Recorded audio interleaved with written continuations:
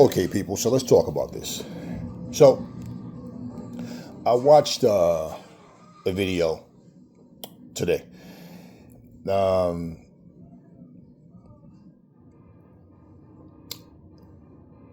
Roy Jones and Andre Ward, they're talking about the Jerron Ennis and Zander Zayas fight. Now, I understand the content of their video, and Roy was leaning more to being more open about the reality of what happened. Andre Ward was being more like, I guess he liked Zander Zayas as a fighter and a person to the point he didn't want to just say he quit. So he wanted to try to replace the word quit with something else. And it doesn't matter if you dance on eggshells or if you're straightforward. What happened, happened. Now, my take on this, which I spoke about, but I want to, being at, when I saw this video, it just hit me in a different way of, let me explain why this is irrelevant and irrelevant at the same time, right? It's conversation and everybody has a right to their opinion. But why this is irrelevant and relevant, right? At the same time, okay? Why it's relevant when you're speaking about what happened is because you get to explain to people things that cause fighters to do certain things where it's an understanding like, well, yeah, okay, I've seen the same thing happen with this fighter, this fighter, this fighter, this fighter, this fighter. So then like, well, yeah, I've seen this before. And the body language, the fight itself, and just the reactions, like, yeah, the person quit. So when you decide that I'll say this person quit, but I won't say it about this person, like Andre Ward openly says, Duran quit because he said the words "no mas." He waved it off, and he made the point to Roy that he's saying like, but Duran didn't get knocked down to nothing. He just quit, right? Okay. What Andre Ward is failing to acknowledge, the same thing happened to both of them. Inside, you see, Ray Leonard broke the will of Duran. Jerron Ennis broke the will of Zander Zayas, which I told you guys in the video when I talked about the fight itself. It don't matter that he got knocked down. Like Roy was telling him, he got humiliated. He was embarrassed. Yes. I'm running around. This dude is hitting me, sticking his face out, shaking his head, punching the shit out of me, moving. He won't stand still. I can't catch him clean, but he's lighting my ass up. He broke him down. He just completely, and he quit. So it's just like, for example, you can have a car accident, right? And let's say, I've seen this shit. I've literally seen a person had an accident and the car flipped over and the person inside was unscathed. Then you see somebody get hit from the back, boop, and all of a sudden they get whiplash. I'm talking about legit, not pretending for a lawsuit. Like they get whiplash. Now, a person can give their opinion and say, that motherfucker faking. Why you say you faking? Because that person had an accident, their car flipped over and they fine. You gonna tell me that little fender bender and this motherfucker got whiplash? Yeah. It's like the difference between somebody eating the uppercut and the hook, but getting knocked down by a jab. You understand what I mean? It happens. So, I'm understanding that Ward is talking off the emotion of, he wants to give Zander more respect, but it doesn't matter how you try to change the words and not be direct about what happened. The results are what they are, and that can't be changed. So with Zander going down, look, he got dropped 3 times, okay? So it's irrelevant. I mean, it's relevant in the sense, like I said, explaining to the people, this is like the things to look for when you see these type of situations, just the fighter's body language.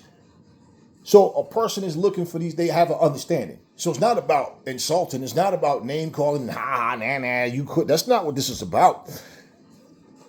But you're explaining to people, this is what you saw happen. Okay. How you personally feel about the fighter has nothing to do with the outcome, though. I mean, if your son or daughter fight, you love your son or daughter. You're cheering for them and you want them to win. If they get their ass whooped, your love for them and you saying what could have happened, what should have happened, and talking about training camp and what happened in training camp, and okay, that could all be true, but he or she still got their ass whooped, so that don't mean nothing. It's all of what you're saying is irrelevant, because at the end of the day, you prepared. Okay, your fighter prepared for a fight, the opponent prepared, and the opponent won. It's as simple as that. If your fighter had won, you wouldn't be bringing these things up, right? So the words don't mean anything. And I feel like people just get way too deep into debating and always trying to debate points. And it's not about a debate. It's grown-up conversations. So here's the deal. It's relevant for those reasons. It's irrelevant simply because when Andre Ward says Zander showed enough, though, to get respect, okay, was he fighting to get respect of saying I can put up a good fight for a little while? Or was he fighting to win and retain his championship and defeat Jaron Boots Ennis? Which was he fighting for? Because what Andre Ward is saying in the way of trying to not take credit from him, you're not taking credit from him. The outcome is the outcome. He just couldn't beat Jaron. He wasn't good enough to beat Jaron. It's as simple as that. So when you say he showed enough what? He showed enough to let you know that he's not as good as Jaron? This is like, I don't understand this whole, like, people say, when you put up a good fight, this whole there are no losers in here tonight. That's bullshit. Because if we both winners, then that means we get equal split of the money, right? That means there's no loss on my record, right? So even if people gain more respect for you, they always say that this person gained more respect in a loss against a worthy opponent than he would against a win, than he would with a win against a lesser opponent. They always love to say that type of stuff, right? But let's just be real. This is about winning and losing. Zander didn't come in there wanting to lose. Zander didn't come there thinking, I just want to get the respect of Jaron and the people watching. And then when you sit here and say, you can tell that he was a winner, the fans look at how they applaud him. It's just fucking countrymen. It's just countrymen. Just like, for example, when I told you when Radio Raheem was interviewing what's her name? Amanda Serrano. What did he say? He asked her about Zander.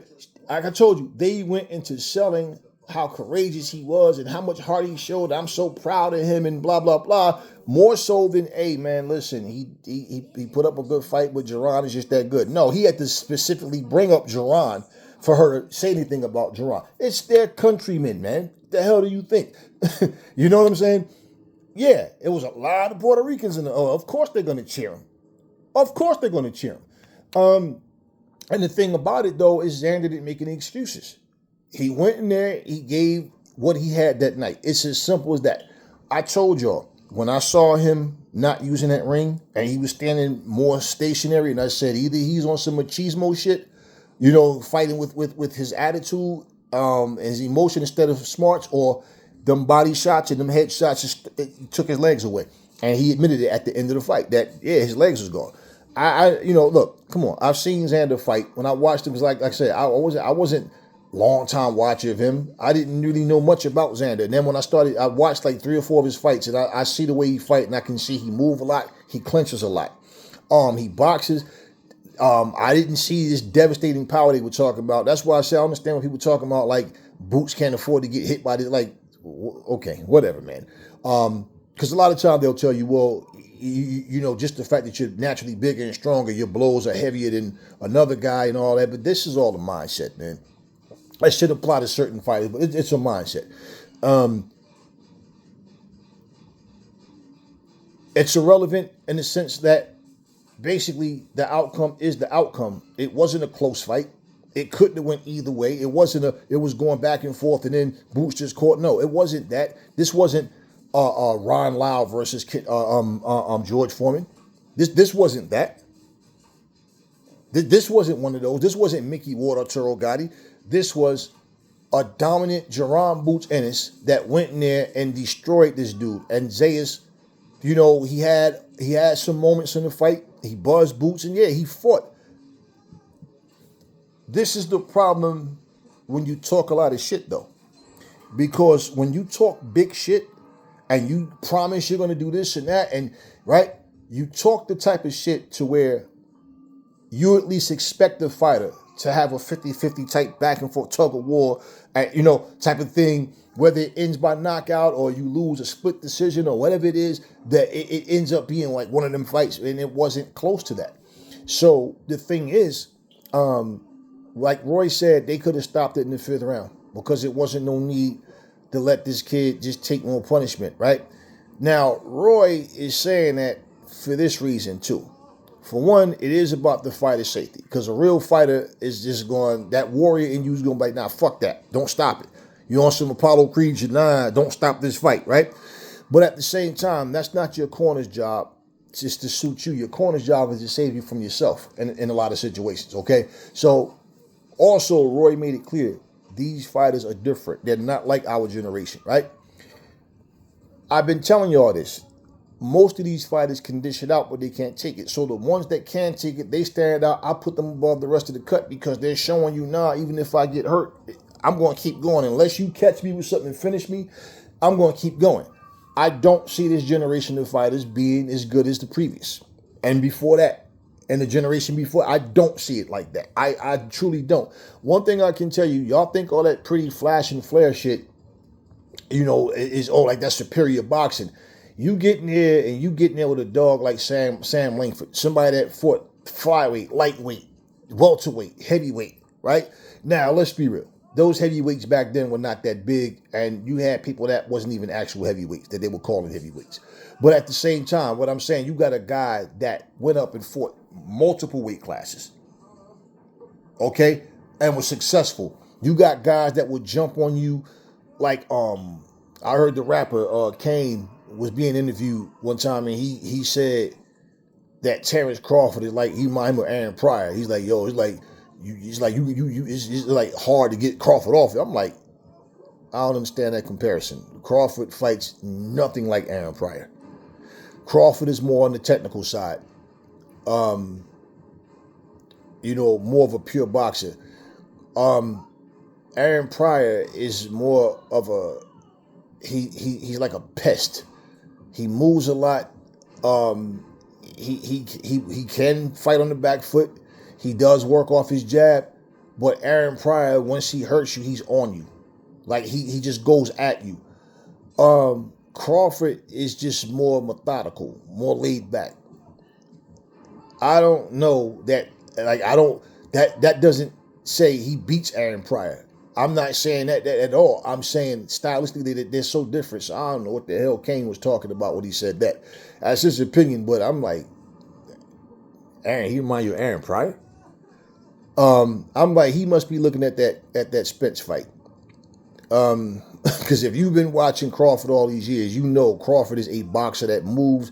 Crawford, any fighter that see that you're less of a threat, yeah, they get more courageous and more brave. That's why you see boxers box all night long. Then all of a sudden, that guy that's known to brawl, what starts happening? The punches start to slow down. And the punches go from to, like, I got him now. And now what happens? The boxers start doing, come on. And then the fans are going crazy. And the commentators are going, he's beating him at his own game. He's standing and trading. Right, because he has better condition, better stamina. He see that this guy's fading. Now he can stand and bang with them because the punches don't have anything on him. Yes, smart. And you have the illusion, now he's actually, he is standing and banging with them. But after he broke him down. But the illusion that you have is that you make it seem as though he went in there and fought this guy when he was fresh. We hear Tank Davis with that. Remember when Tank fought Raleigh? He told his corner, yeah, he's still strong. He's still strong, right? He broke him down.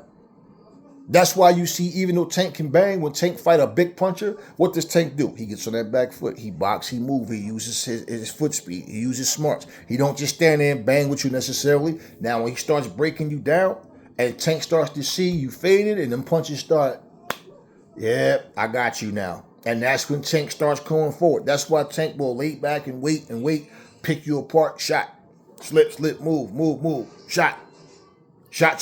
Move, move, move, move, move. Shot.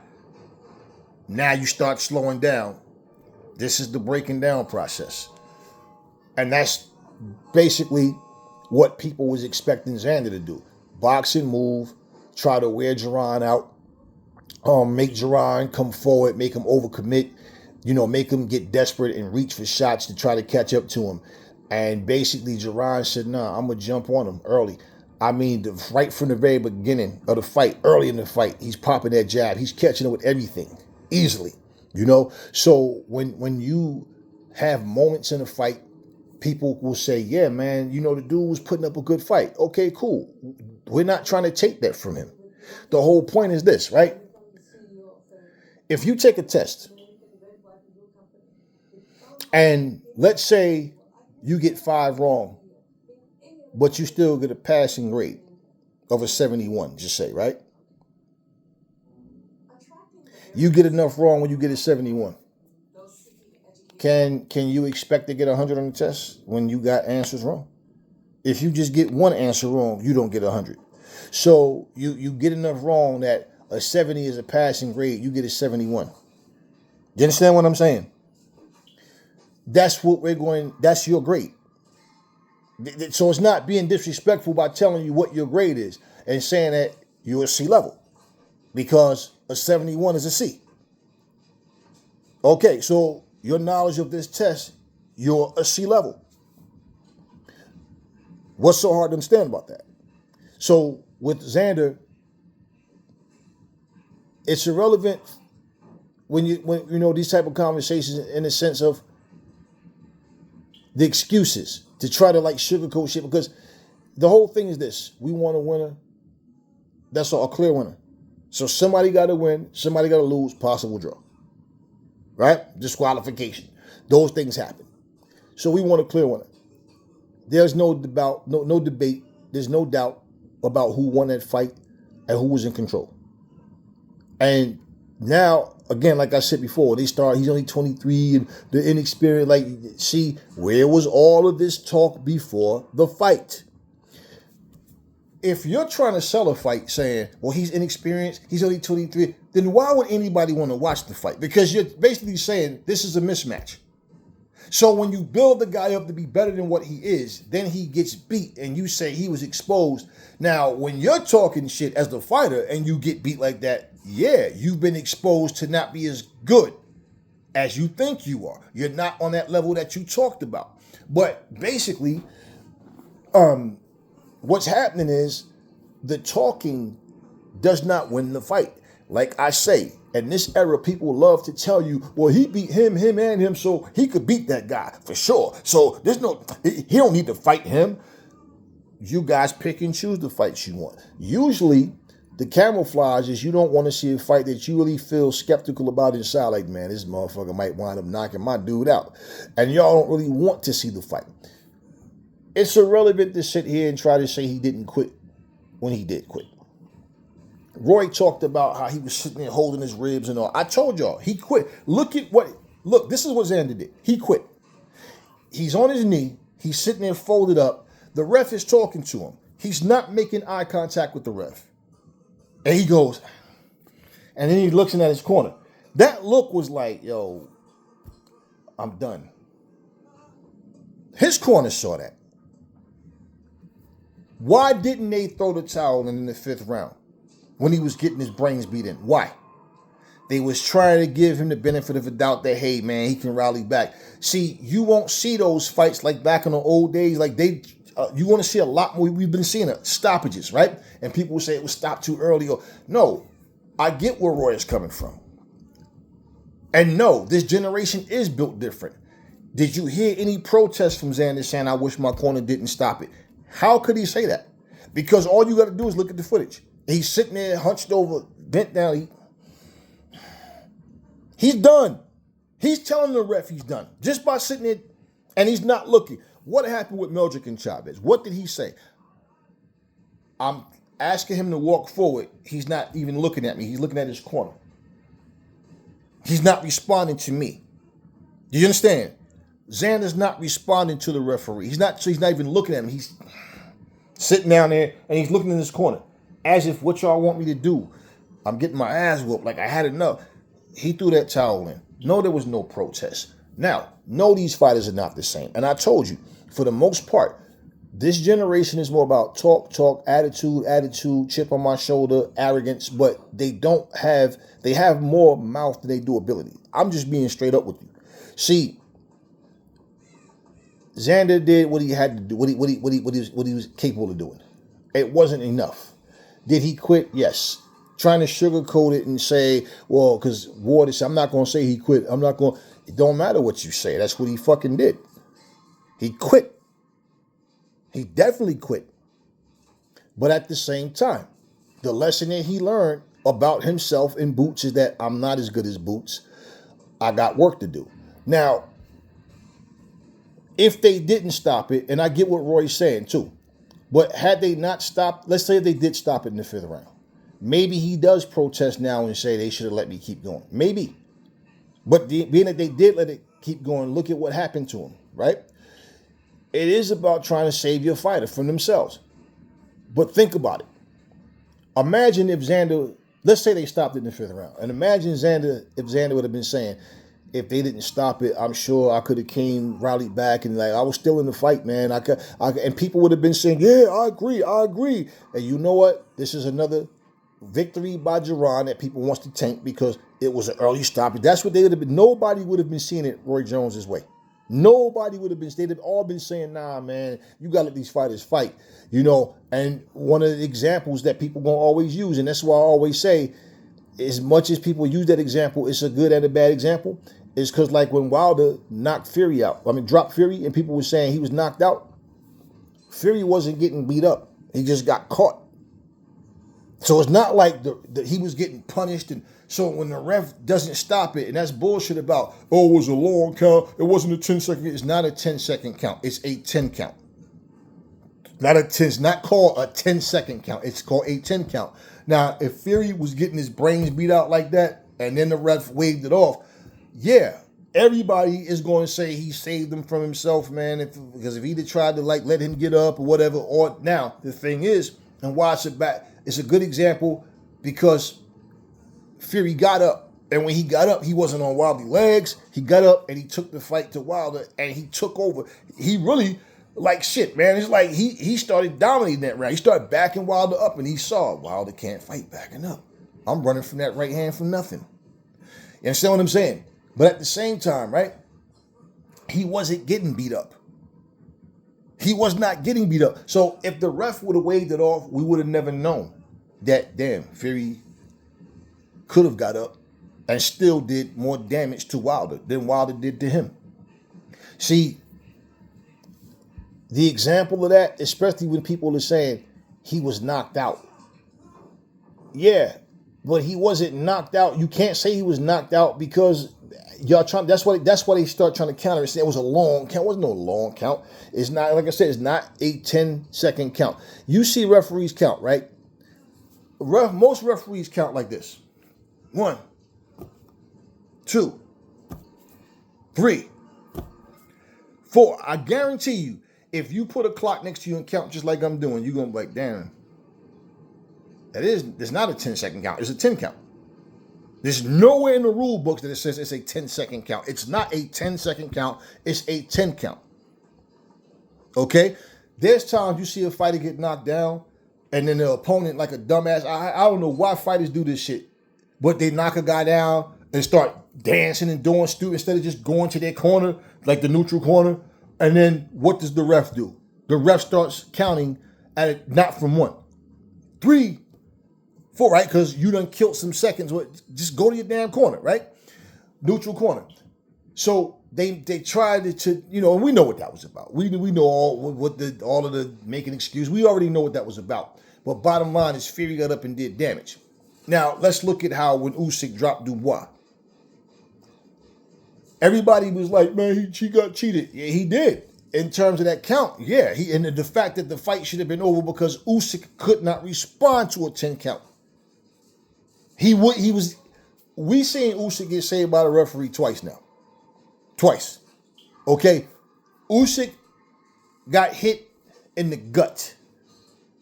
Facts. I don't give a fuck about the trunks being pulled up and the punch being slightly under the belt. Like, it was not in his nuts. It was in the gut, and that body shot folded Usyk's ass. And the referee, fuck bought it. The referees just sided, as far as I'm concerned, he just sided with Usyk to just keep Usyk from losing.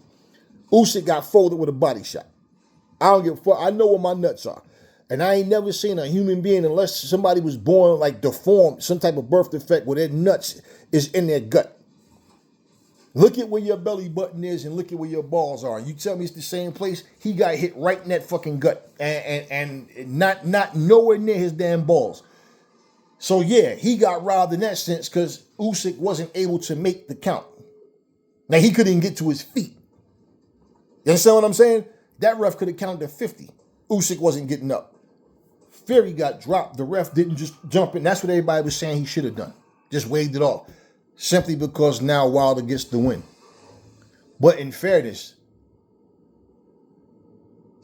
Usyk beat the 10 count. That's why they tried to, it was a 10-second. Well, it wasn't a 10-second count. It's no such thing as a 10-second count in boxing. It's a 10 count. Now, with all that being said, Zander Zayas didn't want any more, man. He showed the ref he didn't want to fight no more. And you know the ref is talking to you. You know that the referee needs you to show him that you can continue. He didn't show the ref that. He's shaking his head like, but he was disappointed. Nah, you can say what you want. You can say he was disappointed. I don't give a fuck what you trying to read his mind and think for him and all that. He was thinking he clearly showed you with his body language, his facial expressions, and the fact that he would not engage with the ref. He's not even looking at the referee. He showed you plain and simple, no, man, I'm done. And him looking at his corner, he was trying to find a way out. He wanted to be saved. And Roy Jones, I agree with him when he's saying because the corner, didn't care enough about him to save him in the 5th round, it's like he had to quit because the corner wouldn't do it for him. You understand what I'm saying? And that's pretty much what that was. So if the corner would have just stopped him and said, hey, look, he's courageous. He's going to continue to fight. And basically he's just being outclassed. But it would have been a very unpopular situation. Even though I agree with what Roy is saying, and I know where he's coming from with that. They could have stopped that shit in the 5th round. But they didn't. And so, yes, they put him in a position to where, you know what, I'm outclassed. And unless I get lucky, there's nothing that I can do that's going to stop this guy. Jerron, like they said, he's switching levels on him. And that's basically what Jerron was doing. And I told y'all that before. He's breaking this dude down. He's boxing him. He's out fighting him. He's outboxing him. He's just won't let Zander into the fight. Zander has some couple of good moments in the fight. And that's pretty much all there is. The better man won. It's nothing to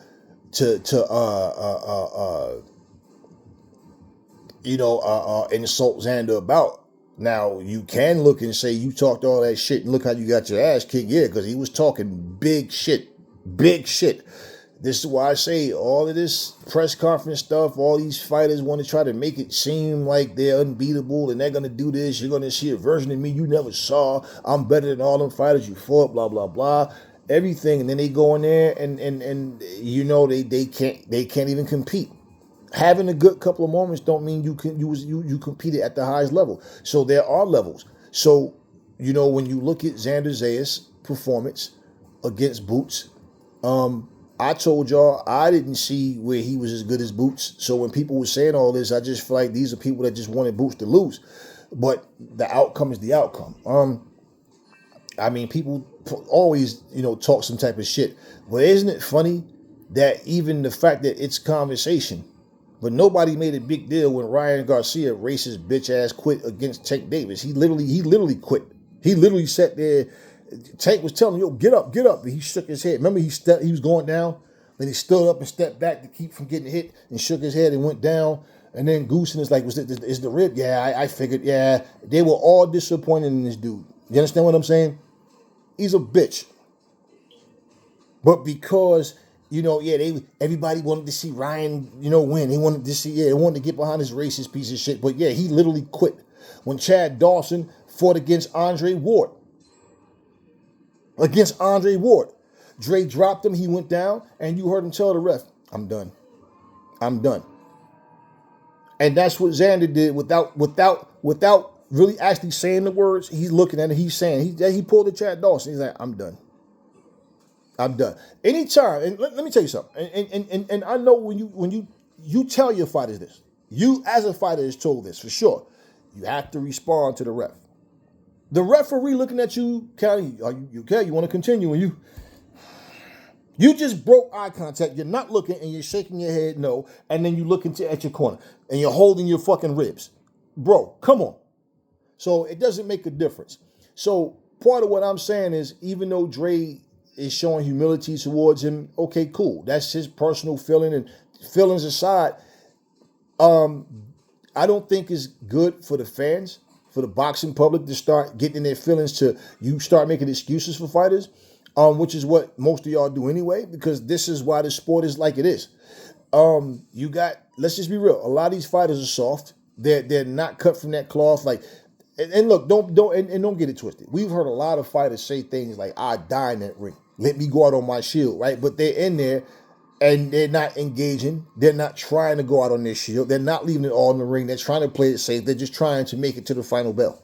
So to them, it's some type of moral victory. We heard.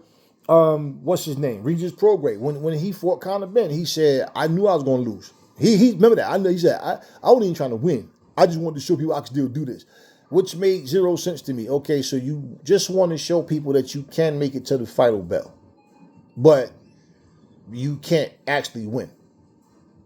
And he said the words, I wasn't even trying to win.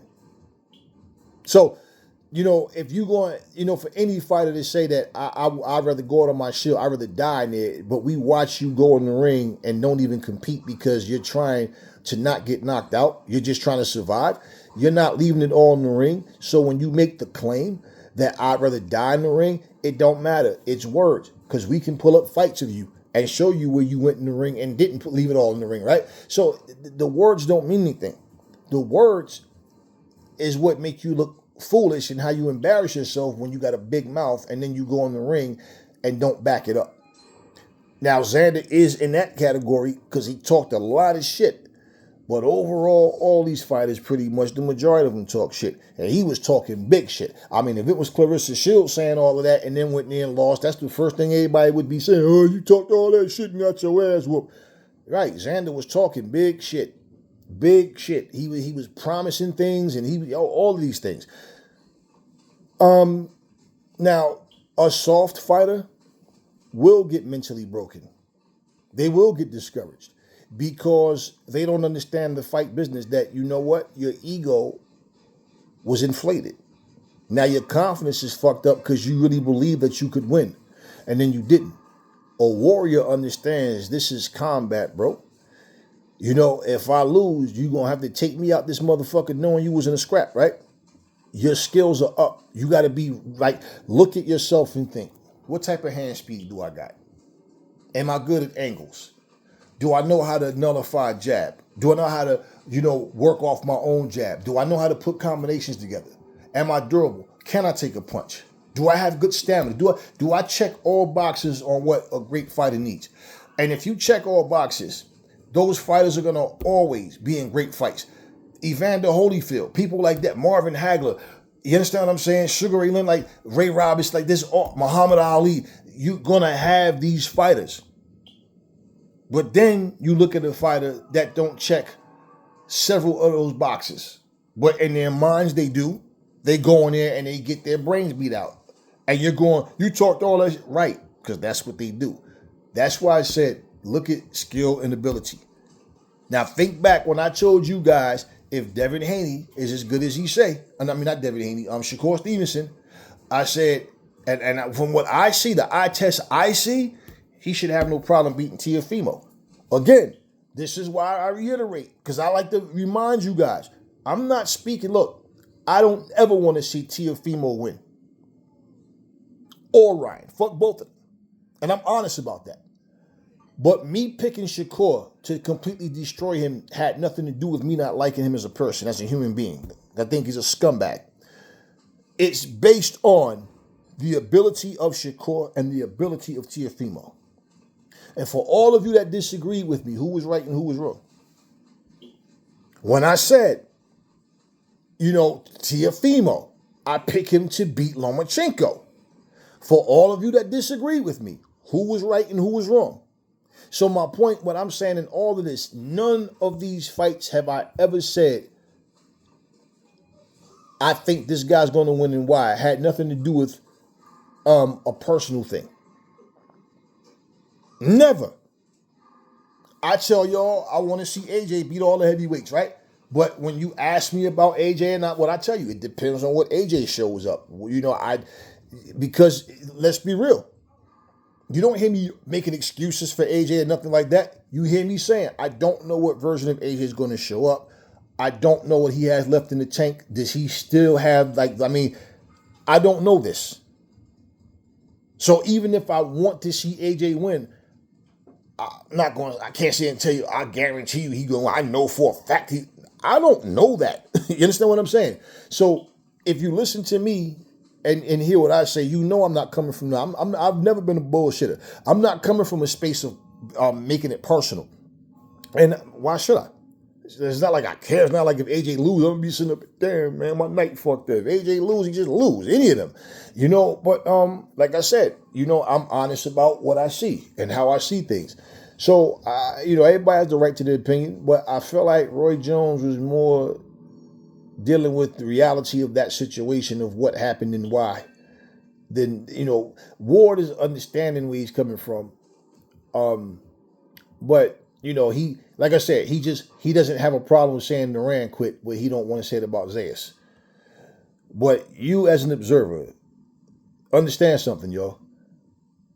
Once you start getting emotionally invested and you start making excuses, you help to taint the sport. You help to taint the way things should happen, the way people see reality, because why? People can't just say the better man won and be honest about what actually happened. Yes, Zander Zayas quit. His will was broken, and he couldn't see himself being able to overcome anything that Jerron was doing. You could see it in his face, his body language, everything about him was just like, damn, like I'm in over my head. And that's pretty much what we saw. He really was in over his head. Yes. But with that being said, he gave what he had. That was the best he had that night. It's just like any job you have, even like in the gym. As a warrior, see, that's why you gotta be honest with yourself. You've had days in the gym where maybe somebody might have got the best of you in sparring. Maybe you wasn't as sharp against a certain guy, not because of who they are. It was just you. You just that night. All types of things happen. But you got people that want to make you think they never had a bad day in the gym. Nobody ever got the best of them in the gym. And for whatever reason, songwriters, especially rappers, I ain't never lost a battle. Ain't nobody could beat me in a battle. I'd never lose a battle. Right. That's what you say, but then you won't battle. You don't battle dudes. Somebody make a diss record, you don't even respond. But yeah, in your music, you the battle king, right? So does it matter? No, it's the ego. So the thing is this, I'm not here to stroke anybody's ego. I'm not here for any of that. And in all honesty, it just comes down to like when I say I think Moses Atama beats Frank Sanchez, I think he beats Philip Urquhart, I think he beats all these guys. I'm saying it based on what I see.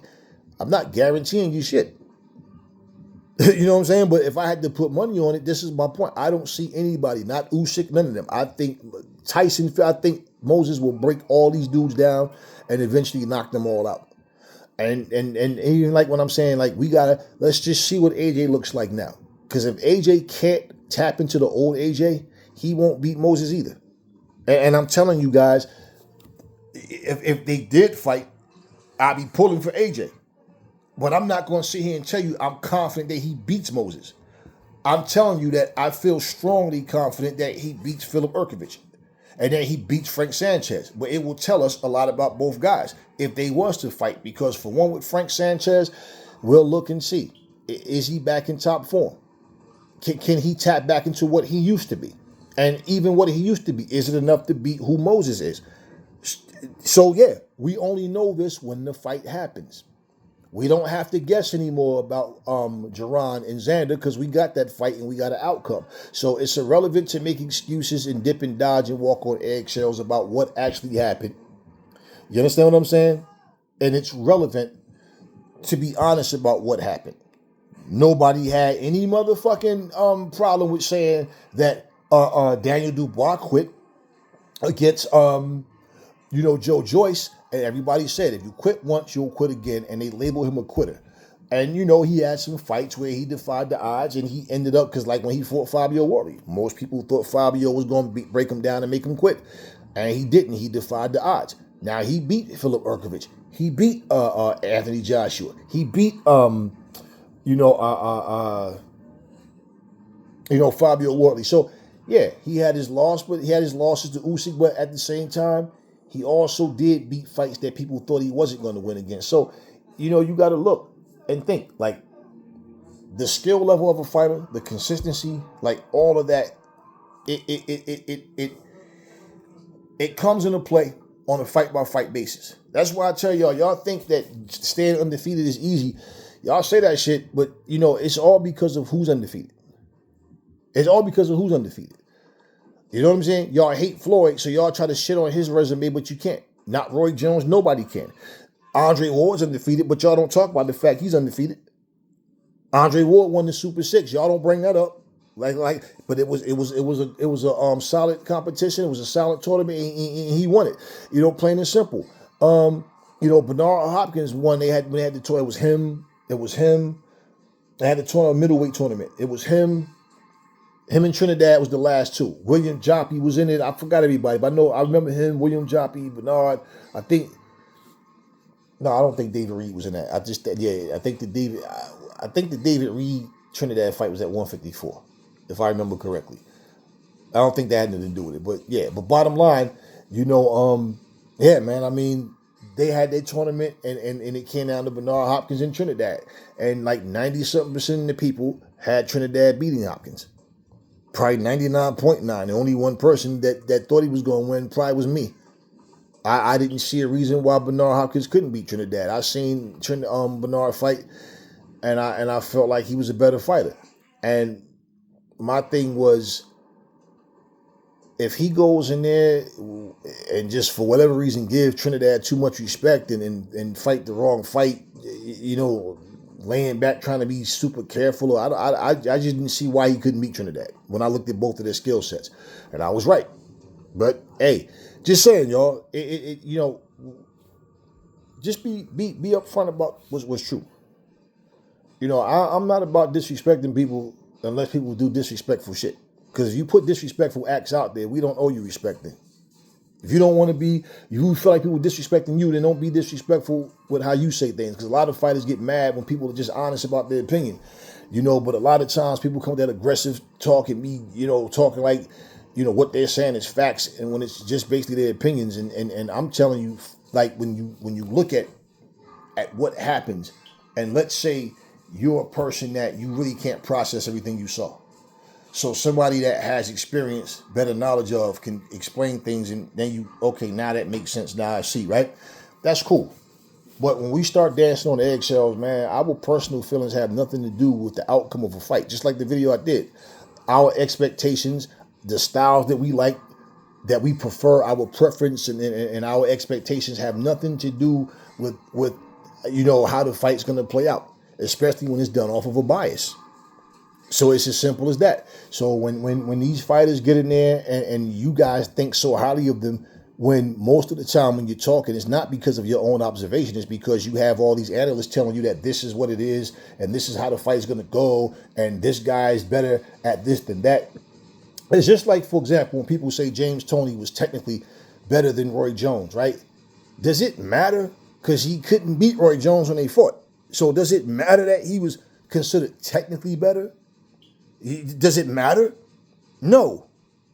If it mattered, then that means he would have won, right? And he should have won. And James Toney would tell you he didn't train like he was supposed to, but he can't make excuses because that's not a Roy Jones problem. That's a James Toney problem, right? But he'll tell you he lost that fight because he didn't take the fight serious. He didn't train like he was supposed to. Well, all right, whatever. That's his problem. Anyway, so you understand what I'm saying? So if you're gonna break down a fight, and let's say you're sitting there going, if James Toney would have took that fight serious, he would have won, because you're basically repeating what James said. Okay, again, that's a James Toney problem. Has nothing to do with Roy Jones. So you wait and have, one of the biggest fights of your career, and then all of a sudden, oh, I just didn't take the fight serious. Whose problem is that? And that's not professional. You know that in the gym. You learn that when you were young, and you don't ever take anybody light. I don't give a fuck. If I fought a motherfucker right now, that motherfucker was on 55, I'm gonna fight that motherfucker like he was 5. Like, I'm gonna train for him like he was 55 and up. You don't take anybody light. Even if you supremely confident that I'm going to destroy you in one round, I'm still not going in that motherfucker doing sloppy shit, being careless on defense, and allowing you to touch me with shots that I shouldn't get hit with, and being all tentative. No, I'm going to break your fucking ass up, but I'm going to go in there and I'm going to take this shit serious, and I'm going to be focused.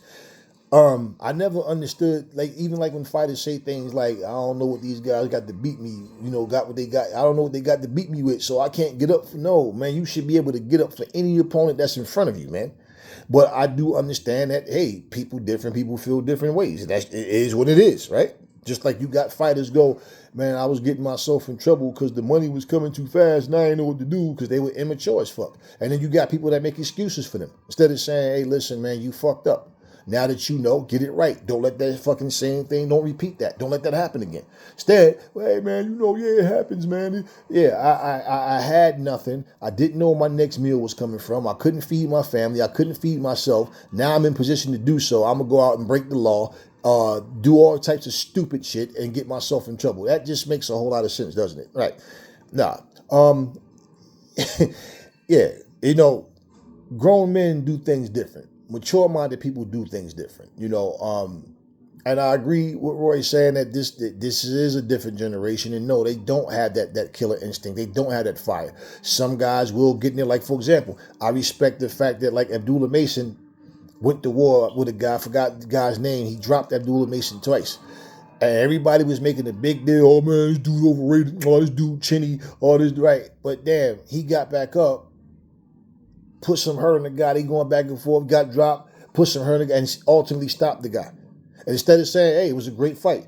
Nah, when Ron Lyle and George Foreman had it, when Hearns and Hagler had, right. So it's crazy how when a great fighter gets knocked out, people make excuses for certain people. Again, and Hearns knocked Durant out in 2 rounds. Kirkland Lane defeated a 30-year-old. He wasn't no old man. He defeated a Roberto Duran. So you understand what I'm saying? When you look at who's who, and you look at, like, certain fighters have losses that people don't want to talk about because they forget that this shit happened, or they don't want people to be aware that, damn, this dude lost to a guy that wasn't even ranked, man. All these kind of things. Because I make all this noise about this guy. I don't care about none of that, man. They're just human beings. I don't put nobody on no pedestal. You're good at what you do. You're great at what you do. You suck at what you do. Whatever it is, we're all just human beings. It's as simple as that. And we all have ability to excel at something if we put our minds to it and we really dedicate ourselves to it. And that's all it is. So I don't do none of this bullshit. I don't have no top 10, no top 5. I don't have my goats, my favorite. I don't have no Mount Rushmore. I don't have none of that corny, nerdy, goofy, punk ass shit. I just enjoy certain things. And that's it, man. Zander Zayas, pick yourself up. Go back to the drawing board. Watch the fight. See what you did. How the fight went. Things that you can work on. Things that you wasn't prepared for. And for Jerron Boots in it, stay focused. Don't take nothing light. Don't take anything for granted. Enjoy the win. Enjoy life. And, and that's for both fighters. And just, hey, go from there, man. Every fight is another challenge. It's as simple as that. But yeah, I just, this particular interview got my attention because I understand where both of them are coming from. But at the same time, again, the outcome is the outcome. Trying to relive it and what should have happened or could have happened, it didn't. What happened is what happened. And it's really just simple. The better man won. Zander Zayas was never as good as Jerron Boots Ennis and all that talk to build the fight up. This is the outcome. So who did more of what they said they was going to do to the other opponent? Well, we all know that. But all before this, people were supremely confident that Zander Zayas was going to win. And now that he lost, it's like, let's make excuses. There's no need for excuses. But as far as him not quitting. No, he actually, yeah, he definitely quit. He wanted out. And that's why he made that little speech about, that's my corner. They're like my fathers or my three fathers, and if they feel like, it was time, then it was his time, and I'm not going to question their judgment. Yeah, right. And he know that we can also look at that video, see him holding his ribs and then looking at his corner. You understand what I'm saying?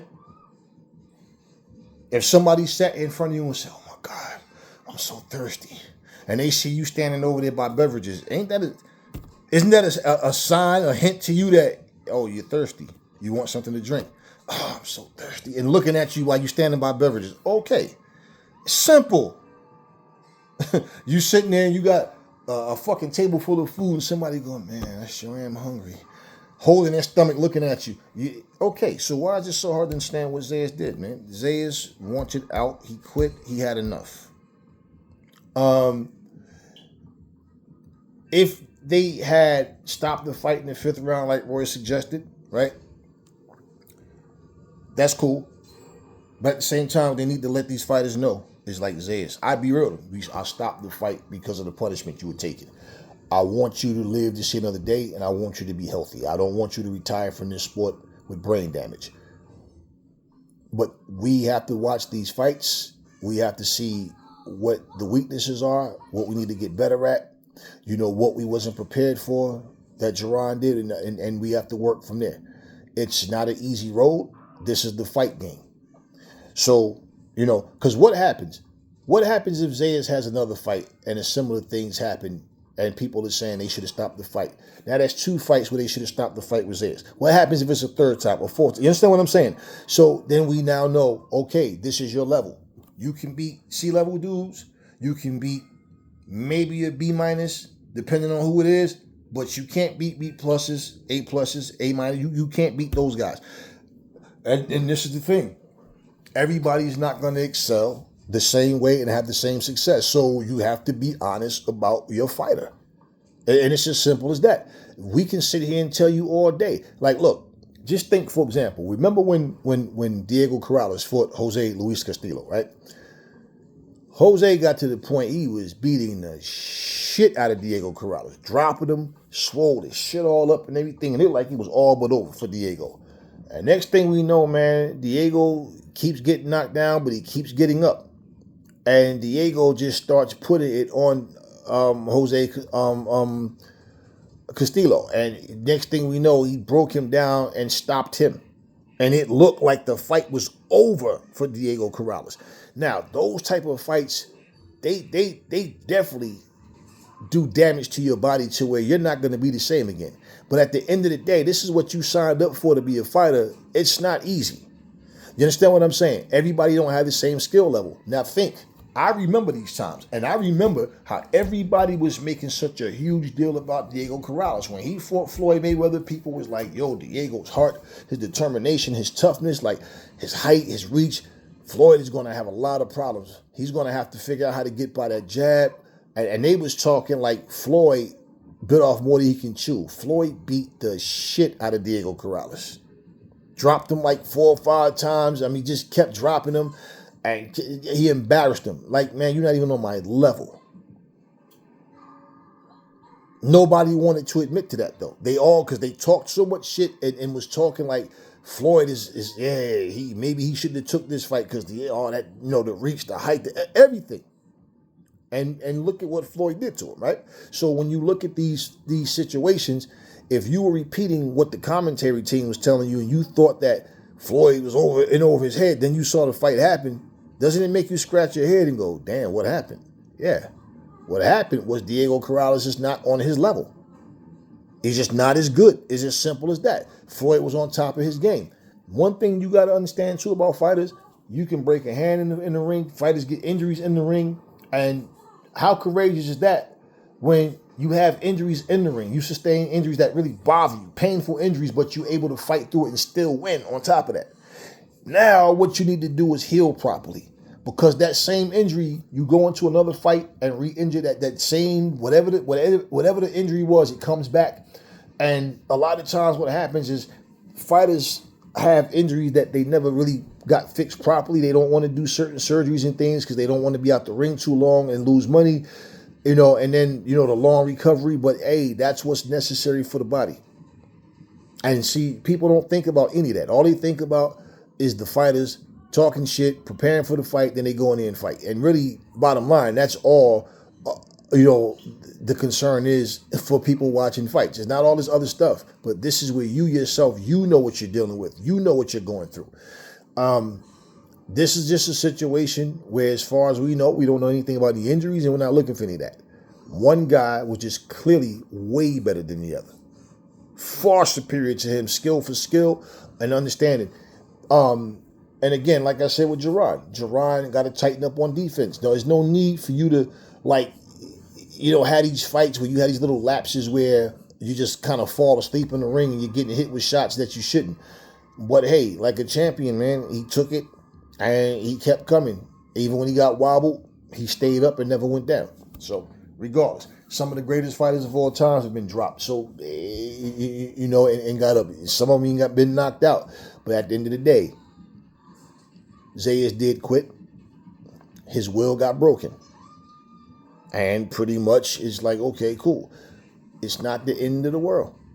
If he understands that and realizes that he has to get better and that there's levels to this and that thinking you're ready and being ready are two different things, that's up to him how he bounces back. And then we just see how things go with him, see how things go with Jerron. And guess what? Somebody else is going to fight, and we're going to be having the same or similar conversations. That's just the way it goes. Anyway, that's all I got for you guys now. Catch you guys on the next video. Leave your comments in the comment section.